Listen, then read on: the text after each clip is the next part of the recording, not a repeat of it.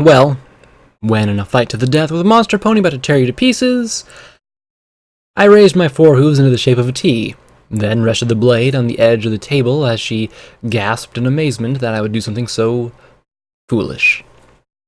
I kept the handle inches from my mouth as I smiled at her. Listen, Brass, before you kill me and eat me and stuff, there's just one thing that I just gotta know.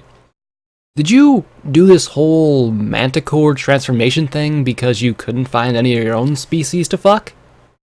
That did it. With the manticore's roar, she lunged, all bestial anger and fury. She pounced forward as I took the sword and swung, the blade humming in the air as it connected with her leading foreleg and cleaved the limb completely off. She flapped her wings to keep from falling flat on her face, and I feinted with a cut to her head. Wait, when did I learn to feint? Sure enough, she pulled her snarling maul back and stabbed with her venomous tail. The sword reversed and sliced the bulbous tip away. She screamed, taking to the air as her stumps dripped blood. She let out a pained roar as she flew out of range, a roar that was echoed from above.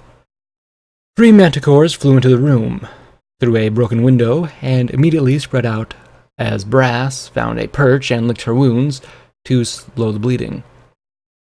The monsters began to circle me. Okay, sword, what am I supposed to do now? I gave ground, using the tables to try and keep myself in front of them. I might have pulled it off with 2 manticores, but with 3 I was going to get penned in.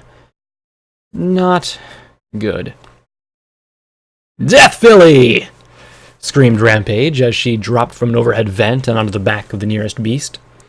She might not have had much weight, but she didn't need it with all 4 power hooves discharging simultaneously. The manticore gave a furious roar as it immediately tried to shake the Reaper off of its back. But Rampage bit down and tangled her left hoof into its mane, then proceeded to smash her right hoof against the back of its head. I grinned. Now, if only there were 2 more of her. Then, with a dull thump over the whir of the machinery, I backpedaled fast as Persuasion's grenade blasted the other 2 manticores. Though the big one was still so tough it didn't seem to be too deterred. About time we found you, P-21 shouted from the hole in the observation window as he cracked open the launcher with his hooves, then put out the spent shell, spat it aside, and smoothly loaded a fresh grenade into his bags. The larger manticore stayed with me as the smaller one soared across the room towards him. Biting the grenade launcher in his teeth, he fired at it, almost straight up at the ceiling. The projectile pronged off a metal strut, bounced off a vent, dropped right down behind the smaller beast, and exploded. That finished pulping the manticore, sending it crashing into a heap. He looked right at me and actually smirked. When had he learned that badass smirk? Maybe it was the hat. The remaining manticore spared me such contemplations by nearly biting my muzzle off. I managed to lift a foreleg and let him mangle that in his jaws instead of my face. It might have been metal, but it still hurt. Rather, how I imagined it would feel to shove my hoof into an electric blender.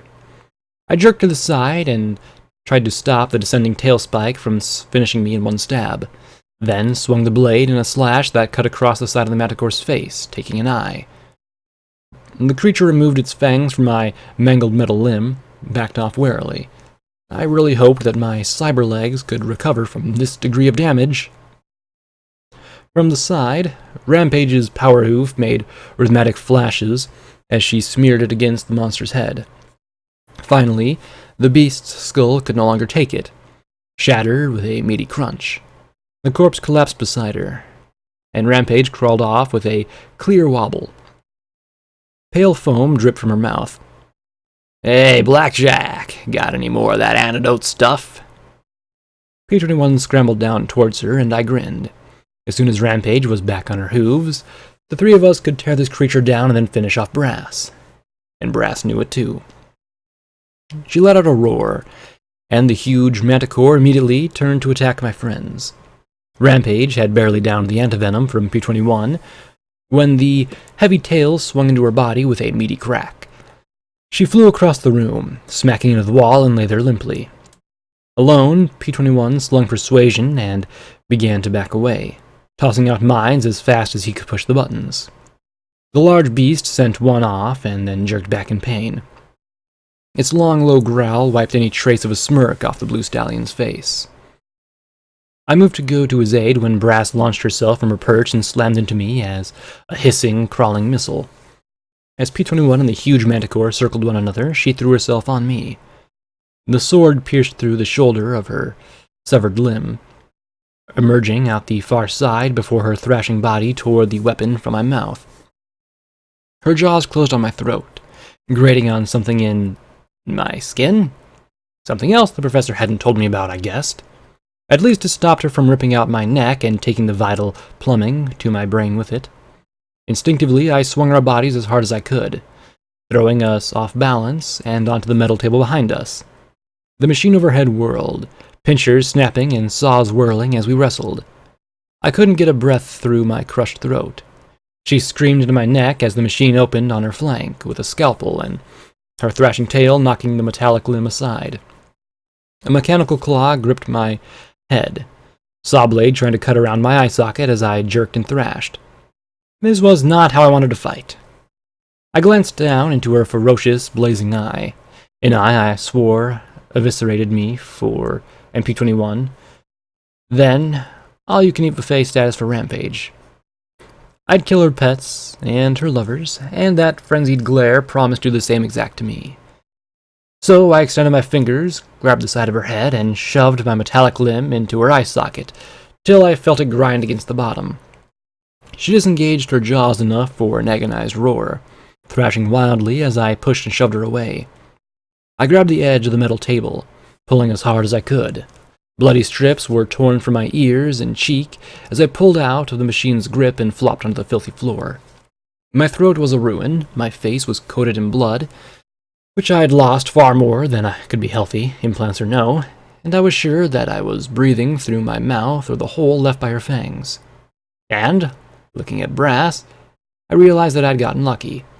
The mechanical pinchers seized her thrashing limbs and flopped her onto her back. She screamed in terror, and had I been able to move, to stop what I knew was coming, I would have.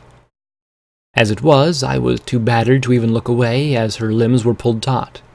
A sickle on the end of a thin beam swung down and soared from crotch to throat, almost like a lover's caress.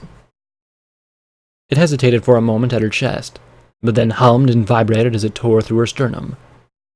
I looked away then, but nothing spared me from the sounds of the bone cracking or the scream she let out as the metal hands opened her wide.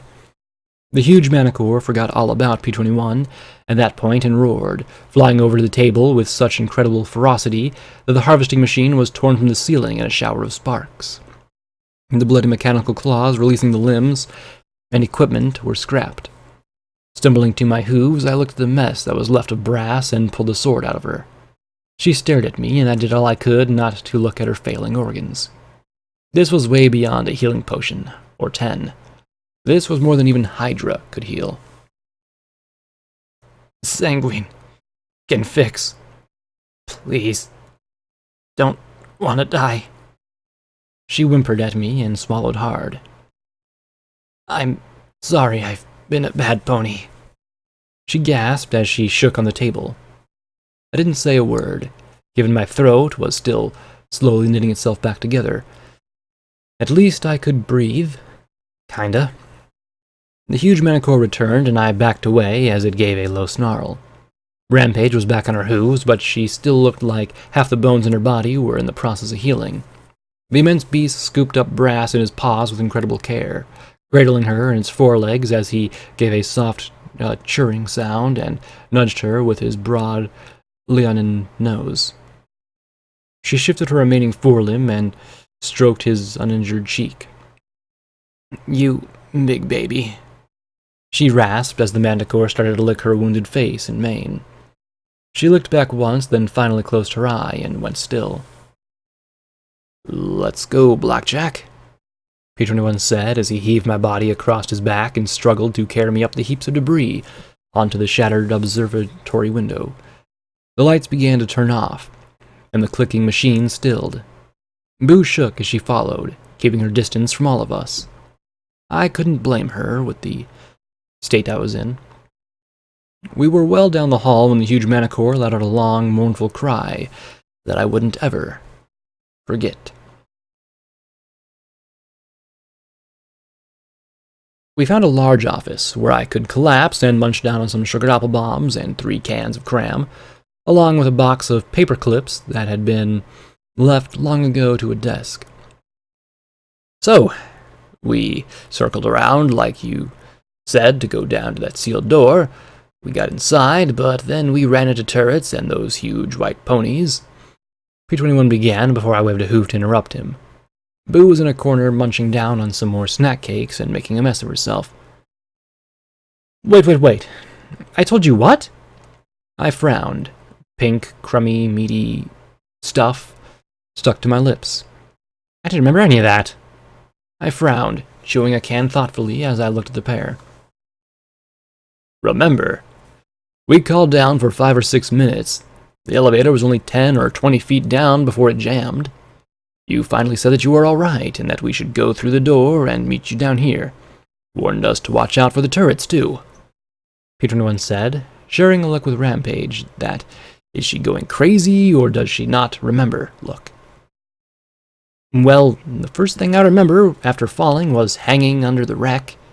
If there hadn't been a robot in the elevator shaft, I would have been goop at the bottom. I shook my head, trying to recall anything between the explosion and waking up.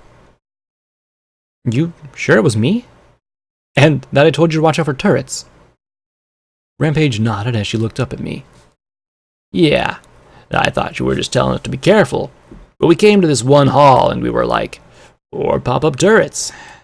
If Blue over here hadn't been on his hooves with a grenade ready, I think that we would have been dusted before and he would have been toast. P-21 frowned at her, but looked back at me.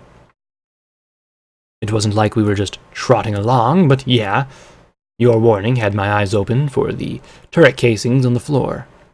Anyway, soon after we started running into those huge things, we tried sneaking into the vents to move around. Yeah, they're always doing that in the books, Rampage said with a grin that faded as she considered. It was a little bit tight, though, and there were Night Stalkers. And there was that whole getting lost thing.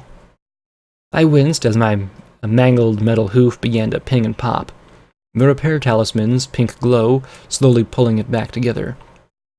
Cram with rubies, the perfect choice of regenerative snack for cyber ponies. Who knew?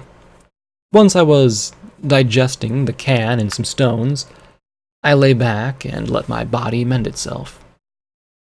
I was ready to take a break for an hour or two, but then again, I had no idea how much time we had. I scanned over the old photos scattered on the desk.